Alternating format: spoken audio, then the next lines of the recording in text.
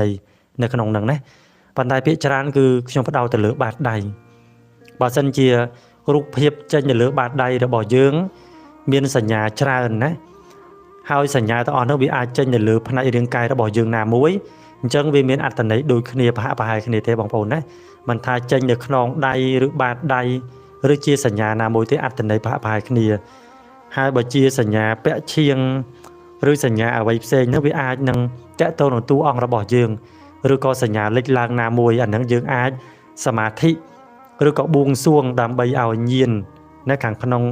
អាចនិមិត្តឃើញណាដឹងលើចម្លើយឬក៏អ្វីដែលយើងចង់ដឹងថាតើវាជាសញ្ញាអ្វីហ្នឹងព្រោះសញ្ញារបស់តួអង្គម្នាក់យើងអាចទៅដឹងអាចទៅបកស្រាយអស់ទេជាពិសេសផ្នែកលើរាងកាយអីមួយហ្នឹងគឺសិតតែមានការបង្កប់អត្ថន័យតាមតួអង្គនីមួយៗណាអាចសមាធិអាចបួងសួងបងប្អូនខ្លះគាត់សួរណាសួរច្រើនតាក់ទងជាមួយនឹងបញ្ហាតាក់ទងនឹងខ្លួនឯងហ្នឹងតែម្ដងណាប៉ុន្តែសម្រាប់ខ្ញុំវិញគឺថាចង់ឲ្យបងប្អូននឹងព្យាយាមធ្វើយ៉ាងម៉េចប្រើកម្លាំងចិត្តអធិដ្ឋានណាបើសិនជាមានហេតុអ្វីមួយមិនល្អលើខ្លួនយើងឬក៏សញ្ញាណាមួយដែលយើងឃើញប្លែកនៅលើខ្លួនយើងអាចបួងសួងពឹងពោរោទេវតាទាំងឡាយដែលជាញាតិរបស់យើងព្រោះក្នុងនាមយើងជាអ្នកបំពេញបុណ្យបំពេញកុសលយើងជាអ្នកធ្វើសមាធិអញ្ចឹងយើងអាចបួងសួងធ្វើសមាធិសំដឹងសំលឺនៅហេតុទាំងឡាយដែលយើងចង់ដឹងបានមិនថាហេតុនោះជាអាចកំបាំងយ៉ាងណាក៏ដោយក៏យើងគង់តែដឹងឲ្យតែយើងមានការព្យាយាមណាអញ្ចឹងបើសិនជាចង់ដឹងច្បាស់ថាខ្លួនឯងជាអ្វីឬក៏មានសញ្ញាប្លែកៗនៅលើខ្លួនរបស់យើងអីហ្នឹងយើងអាចបួងសួងអន្តងណាពីខាងក្នុងដើម្បីឲ្យពេលដែលយើងសមាធិទៅគឺថាមានតួអង្គមានញាណអង្គណាលោកមកប្រាប់តាមរយៈការនិមិត្តមិនថាយើងសមាធិឬក៏យើងគេងទេគឺអាចដឹងតាមការនិមិត្តទាំងអស់នោះបានណា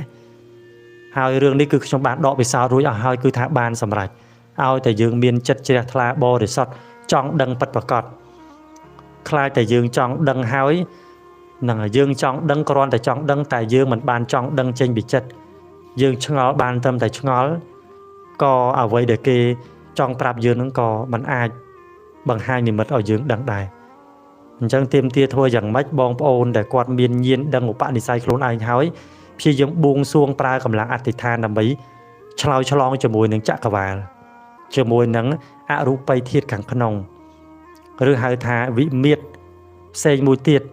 ដែលយើងដឹងថាជាវិមាត្រអមនុស្សជាវិមាត្ររបស់ទេវតាអញ្ចឹងកាលណាតែយើងបួងសួងដោយកម្លាំងចិត្តនឹងទាំងព្រមទៅអ្វីគ្រប់យ៉ាងវានឹងបើកបង្ហាញយើងតាមរយៈនឹងហេតុណាមួយឲ្យតែយើងចង់ដឹងណាអានេះគឺជាកលឹះដែលខ្ញុំធ្លាប់ធ្វើទៅបានសម្រេចពេលដែលចង់ដឹងចង់ឮរឿងហេតុអ្វីមួយតែងតែបួងសួងអធិដ្ឋានជាញឹកញាប់បួងសួងហើយបួងសួងទៀតបួងសួងថ្ងៃនឹងមិនឃើញស្អែកបួងសួងទៀតហើយព្យាយាមធ្វើសមាធិធ្វើចិត្តឲ្យស្ងប់ដកដង្ហើមមើលខ្យល់ដង្ហើមនឹងហៅថាមួយមិនប្រឹងណាហើយមើលខ្យល់ដង្ហើមចេញចូលតាមសភាវៈរបស់ធម្មជាតិត្រឹមតែខ្យល់ប៉ះដឹងចេញដឹងចូលដឹងហ្នឹងគឺថាក្នុងសភាពស្ងប់ឬហៅថាសម្រាកនេះគេហៅថាសមាធិបែបសម្រាកក៏បានណាព្រោះវិធីសមាធិរបស់បងប្អូនម្នាក់គឺมันអាចចាប់វឹបភ្លាមទៅចូលកម្មដ្ឋានទាំងអស់គ្នាកើតទេមានអ្នកខ្លះគាត់នៅលប៉េះលប៉ោះល្មិចល្មក់ដោយកូនក្មេងអញ្ចឹងណាគេហៅថានៅផ្សំសិនมันអាចចាប់វឹបភ្លាមចូលកម្មដ្ឋាននេះនោះភ្លាមទៅគឺអាចនឹងច្បុកច្បល់អាចនឹងបែកកម្មដ្ឋានអញ្ចឹងគឺធ្វើតាមដំណើរសិនចាំឲ្យចាប់ជាប់ចំណុចណាមួយហើយសមាធិចាប់យើងជាប់ហើយយើងអាចចាប់ប្រកម្មដ្ឋានណាមួយដើម្បីយកមកពិចារណាណាឬក៏ធ្វើឲ្យបានថ្នឹកជាលំដាប់ហ្នឹងក៏លឿនដែរបងប្អូនណាអញ្ចឹងចូលពេលវេលានេះហើយបងប្អូនដែលគាត់ឆ្ងល់ដែលគាត់ចង់ដឹងពីហេតុអីមួយណាគាត់សុំឲ្យគាត់នឹងប្រើកម្លាំងចិត្តដើម្បីបួងសួងព្រោះនៅក្នុងឆ្នាំ2025នេះអ្នកមានញាណពិសេសមានញាណទី6ក៏ដោយទី7ក៏ដោយទី8ក៏ដោយគឺថាគាត់អាចបួងសួងសំដឹងសំលឺចេញតាមរយៈញាណខាងក្នុងរបស់គាត់ណាព្រោះម្នាក់សុទ្ធតែមានបុណ្យបារមីអញ្ចឹងបើយើងធ្លាប់ធ្វើបុណ្យសំបុណ្យមកច្រើនគឺយើងនឹងអាចដឹងអាចបួងសួងតាក់ទងឆ្លើយឆ្លងជាមួយនឹងអ្នកខាងក្នុងបានណាឲ្យតែការចង់ដឹងចង់លឺនោះជាហេតុជានិស្ស័យពិតរបស់យើងមិនបានខ្លាញ់បន្លំបោកប្រាស់ណា ឬក៏យើងមានចិត្តស្មោះបរិសុទ្ធហើយបងប្អូនដឹងហើយថាចក្រវាលគឺថាទៀមទាចង់ឲ្យយើងហ្នឹងធ្វើអ្វីគេហៅថាផ្ដោះប្ដូរជាមួយគ្នាដោយហ្នឹងហើយសុទ្ធតែចិត្តដោយភាពបរិសុទ្ធភាពជ្រះថ្លានោះយើងនឹងបានសម្រេចពិតប្រាកដឬហៅថាចង់ពិតមិនមែនចង់លេងទេគឺមានភាពច្បាស់នៅច្បាស់លាស់ចាំបើកាលណាយើងបួងសួងច្បាស់លាស់អ្វីដែលបង្ហាញក៏ច្បាស់លាស់បើមិនតែយើងបួងសួងលេងនឹងចង់ដឹងលេងក៏អ្វីទាំងអស់ហ្នឹងក៏មកត្រឹមតែប្រឡប់ប្រឆាយើងឬក៏ដឹងមិនច្បាស់យល់មិនច្បាស់ហើយបងប្អូនចេះតែសួរថាគាត់សមាធិយូរហើយសំបនយូរហើយអញ្ចឹងតើថ្ងៃណាខែណាទើបគាត់អាចដឹងញៀនដឹងហេតុភេទផ្សេងណាហ្នឹងហើយបងប្អូនត្រូវចាំថាបញ្ញាញាណរបស់មនុស្សម្នាក់មិនដូចគ្នាទេហើយបុណ្យសន្សំក៏មិនដូចគ្នាដែរបើសិនជាបងប្អូនមានបុណ្យច្រើនបងប្អូនធ្វើបុណ្យល្មមបន្ថែមទៅបុណ្យនឹងជួយបើកបញ្ញាញាណបងប្អូនឲ្យកាន់តែឆាប់រហ័សអាចដឹងអាចយល់ហើយថែមទាំងបងប្អូនសិក្សារៀនសូត្រមានបញ្ញាត្រេះរិះបន្ថែមទៀតគឺនឹងអាចកាន់តែឆាប់រហ័សណាយល់ដឹងបានលឿនទោះបីជាមិនយល់បាន 100% ក៏អាចសង្កេតអាចពិនិត្យអាចមើលដឹងអាចពិចារណាហេតុភេទទាំងឡាយនឹងបានសមគួរដែរណាអញ្ចឹងសរុបទៅយើងខ្លួនឯងប្រឹងសន្សំបុណ្យបារមីផងហើយប្រឹងសិក្សារៀនសូត្រប្រឹងស្ដាប់ហើយបានច្រើនដើម្បីយកជាបញ្ញាក្នុងការគិតត្រេះរិះបន្ថែមទៀតណាហើយបុណ្យកុសលដែលយើងបានធ្វើនឹងមិនរត់ចោលយើងទេបុណ្យដើម្បីឲ្យបុណ្យនឹងមានកម្លាំងកាន់តែខ្លាំងគឺថាបុណ្យធ្វើដោយសទ្ធាជ្រះថ្លាធ្វើដោយចិត្តបរិសុទ្ធហើយមានន័យថាយើងធ្វើបុណ្យទាំងឡាយហើយយើងប្រមោទបុណ្យទាំងឡាយទាំងអស់នោះយកមកបំពេញក្នុងការសមាធិឬហៅថាការសម្រេចនៅក្នុងឈានសមាធិដើម្បីឲ្យអានិសង្សបុណ្យនោះកាន់តែមានកម្លាំងខ្លាំងតទៅទៀត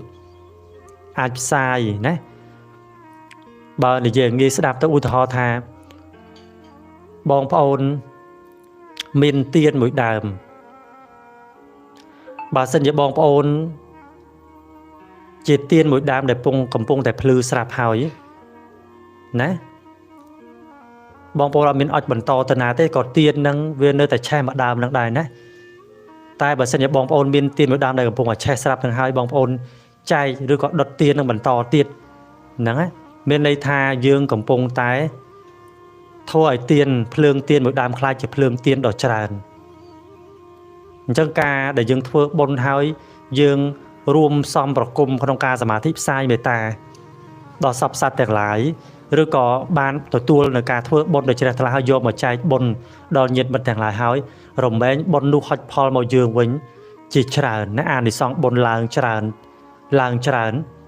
ដូចជាគេហៅថាឡើងពងអញ្ចឹងណាបងប្អូនណាប្រៀបដូចជាភ្លើងទៀនតែមានតែម្ដងតែយើងអុចបន្តទៅគឺថាទៀននោះកាន់តែភ្លឺកាន់តែច្រើន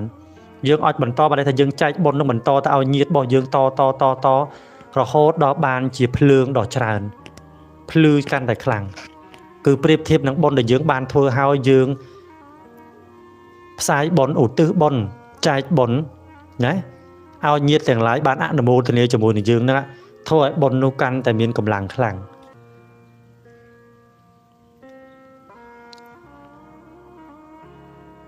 យឿនសីហាជំរាបសួរលោកគ្រូបើយើងមានឥទ្ធិពលហើយតែយើងចង់ឲ្យយកឥទ្ធិពលទៅជួយជាតិសាសនាគិតថាទៅរួចឬអត់លោកគ្រូសូមអរគុណនៅក្នុងពេលវេលាគេហៅថាសម័យនេះឬក៏យុគ9នេះឥទ្ធិពលដែលអាចយកទៅជួយសពសត្វមនុស្សលោកទូទាំងផែនដីជួយខ្លួនឯងបានគឺមានតែឥទ្ធិពលកម្លាំងបុណ្យបារមីដែលយើងសន្សំពីអតីតផងនិងព្យាយាមសន្សំនៅក្នុងបច្ចុប្បន្នជាតិនេះផងទេទើបអាចយកទៅជួយដល់សពសត្វអ្នកមានឧបនិស្ស័យព្រមទាំងខ្លួនឯងញាតិមិត្តរបស់យើងបានហើយបើសិនជាយើងមានកម្លាំងបុណ្យមិនថាឥទ្ធិពលឬអភិនិហាទាំងឡាយណាដែលយើងធ្លាប់មានពីមុនមកទេណាថ្ងៃខាងមុខវានឹងបើកបង្ហាញវានឹងផុសឡើងដើម្បីជាជំនួយឲ្យយើងនឹងអាចជួយដល់អ្នកមានឧបនិស្ស័យបានហើយនៅក្នុងពេលនេះដូចដែលខ្ញុំបានប្រាប់អញ្ចឹងថាមានតែកម្លាំងបុណ្យ កម្លាំងឧបនិស្ស័យដែលយើងសន្សំកុសលល្អពីមុនមកទេទើបអាចជួយរំដោះជួយបញ្ជាជួយបង្វាដល់ញាតិមិត្តកូនចៅនិងខ្លួនយើងឲ្យផុតពីគ្រោះភ័យទុក្ខសោកទាំងឡាយបានកែប្រែរឿងអាក្រក់ឲ្យមកជាល្អកែប្រែទំនាយកម្មវាសនាបណ្ដាសាទាំងឡាយដែលជាប់ដិតដាមពីមុនមកឲ្យសារប្រលាបទៅវិញបានដោយអនុភាពនៃបុណ្យដែលកូនចៅបានបំពេញណាយើងម្នាក់សុទ្ធតែជាប់បណ្ដាសាជាប់មានម្ចាស់កម្មពីវេរាទឹកដីរបស់យើងក៏ជាប់កម្មពីអតីតដែលធ្វើឲ្យផ្លូវចិត្តរបស់កូនចៅម្នាក់ស្អិតស្ទើរស្ទះណែនដើមទ្រូងហាស្ដីនិយាយមិនចង់ចាញ់ពេលខ្លះមានតែទឹកភ្នែកហូរពេលខ្លះមានតែចិត្តខ្មួលខ្មាញ់មិនសុខមិនសាប់នៅក្នុងខ្លួនទេដែលជាអារម្មណ៍ចិត្តចាស់ពេលខ្លះមិនសុខចិត្តពេលខ្លះតូចចិត្តពេលខ្លះក៏សោកស្ដាយដែលយើងសន្សំមកច្រើនជាតិដោយសារតែពូជពងសម័យមហានគររបស់យើងដឹងហើយថាមានសត្រូវចៅឆ្លៀនពៀនពពុះអត្តបានអសលមាឬហៅថាកូនចៅញាតិទាំងឡាយនឹងមិនថាផ្ទៃក្នុងផ្ទៃក្រៅទេគេថាច្បុកលោកលំនាំឲ្យមានវិបត្តិទុក្ខសោករឿងរ៉ាវការបែកបាក់សាមគ្គីណាបាត់នរតនវត្ថុនឹងបាត់បង់នៅទឹកដីនៃនគររបស់យើងជាបន្តបន្ទាប់ដែលជាស្នាមប្រវត្តិសាស្ត្រច្រើនកន្លងមកអញ្ចឹងបងប្អូនទាំងឡាយដែលជាអ្នកមានឧបនិស្ស័យគាត់ចង់ជួយដល់ទឹកដីមហានគរខ្មែរជួយចម្លងសពសត្វទាំងឡាយមានចិត្តជាប្រធានជាធំហើយចង់ជួយហើយប៉ុន្តែក៏មិនដឹងថាជួយតាមវិធីណាព្រោះខ្លួនឯងមិនមានអធិពលអ្វីទេអ្នកខ្លះគាត់ក៏ដឹងថាខ្លួនឯងមានអធិពលណាមានកម្លាំងធម៌ពលពិសេសមានញាណពិសេសដឹងថាខ្លួនឯងមានលក្ខណៈខុសប្លែកពីមនុស្សដទៃអាចធ្វើអ្វីបានមួយឬក៏ពីរប៉ុន្តែអ្នកខ្លះទៀតគាត់អត់ដឹងទេគាត់មានតែចិត្តចង់ជួយមានតែចិត្តចង់ស្រោចស្រង់តែក៏មិនដឹងធ្វើយ៉ាងណា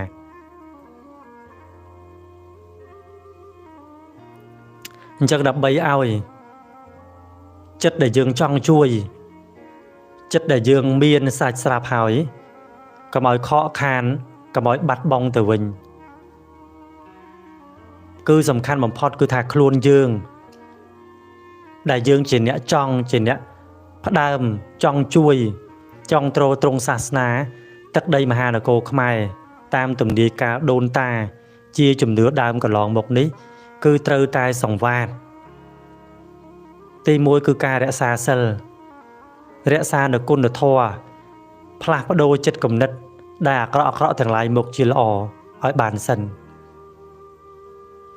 បើយើងគ្រាន់តែមានចិត្តចង់ជួយប៉ុន្តែយើងមិនមានត្រួយមិនមានពន្លកយើងមិនមានចំណុចចាប់ផ្ដើមណាដែលសមគួរទេយើងមិនអាចយកអ្វីដែលជាគោលដៅឬក៏ចិត្តគំនិតដែលចិត្តចង់ជួយទៅជួយមនុស្សទាំងឡាយនៅក្នុងលោកនៅក្នុងនគររបស់យើងបានទេព្រោះថាការជួយសង្គ្រោះភពផែនដីជួយសង្គ្រោះមហានគរខ្មែរឬក៏ការចង់បណ្ដាច់កម្មបណ្ដាសាទាំងឡាយគឺថាយកអនុភាពបុណ្យកម្លាំងបរិសុទ្ធចិត្តជាឈានចិត្តជាញាណចិត្តជាឈានចិត្តជាកុសលថ្នាក់សមាធិដែលមានសេចក្តីស្ងប់ចាកនៅកិលេសមន្ទិលទាំងឡាយដែលបញ្ជូនទៅដល់សពសត្វព្រោះយើងជួយមិនមែនជួយតែមនុស្សខាងក្រៅទេបងប្អូនត្រូវចាំថាមានញាណជាច្រើនអមនុស្សជាច្រើនដែលលោកជាដូនតាជាអ្នកមានបារមីជាច្រើនឬក៏អមនុស្សទាំងឡាយដែលលោកបូជាសាច់ឈាមហ្នឹងហើយធ្លាក់ទៅកាន់នរកក៏មានធ្លាក់ទៅកាន់ដេរឆានក៏មានមួយចំនួនធំហើយខ្លះទៀតក៏នៅជាអមនុស្សមិនទាន់ចាប់បដិសន្ធិទេអញ្ចឹងយើងត្រូវបំពេញកម្លាំងបុណ្យកុសលចិត្តជាឈានចិត្តជាសមាធិនេះទៅជួយរំដោះបញ្ជូនធម៌ពលចិត្តផ្សាយនៅមេត្តាយកកម្លាំងជំនឿសេចក្តីចំណងទាំងឡាយដែលយើងចង់យកមកប្រើឲ្យមានប្រសិទ្ធភាពគឺថាប្រើក្នុងផ្លូវត្រូវ